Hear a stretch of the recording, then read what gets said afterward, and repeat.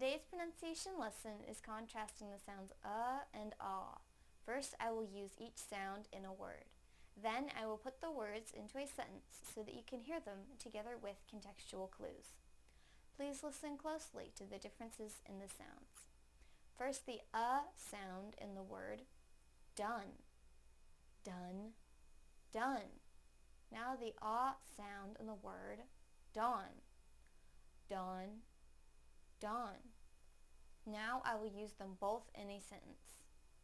It was done at dawn. It was done at dawn. It was done at dawn.